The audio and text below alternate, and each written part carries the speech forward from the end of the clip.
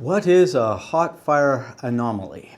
Well, that is what is the description of, on this May 29th, 2026, of a test that basically Blue Origin had for a failure that is the whole reason why they're doing engine tests. So I'm not going to focus too much on the explosion, except that it was uncrewed, which is far better than it being crewed. I think that would be agreeable to most individuals. So I'm not going to focus on how the damage to the overall Artemis 3 and 4 missions will be affected by this. The few notes that I can make are that at this time, that there was damage to the launch pad, but it was not destroyed. There will be lessons learned, and no lives were lost. That's one of the key reasons for these tests.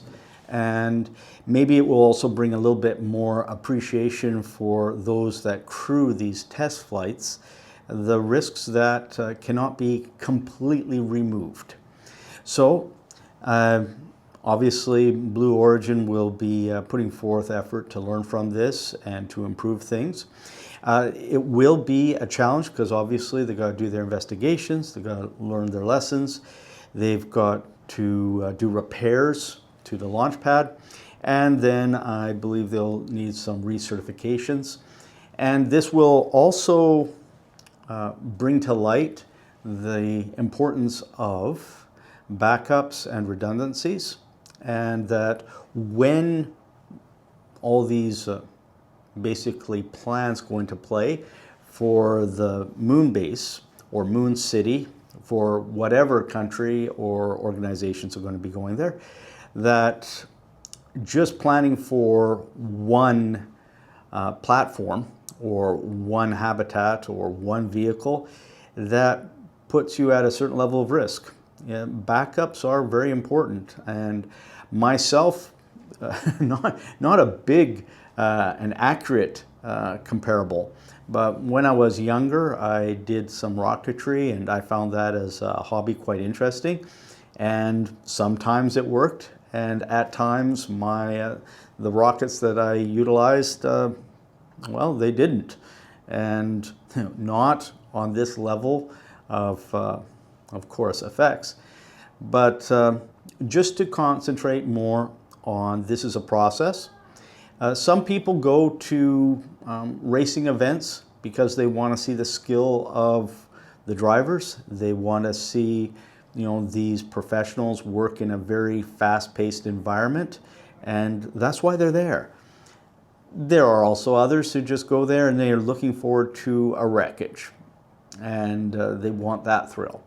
So in this case, I prefer to decide that most are more interested in what's going to be learned than the wreckage. At the same time, we're human beings, aren't we? And when we see big flashy explosions and special effects, it gets our attention. So I'll be following this in the future as to what will develop.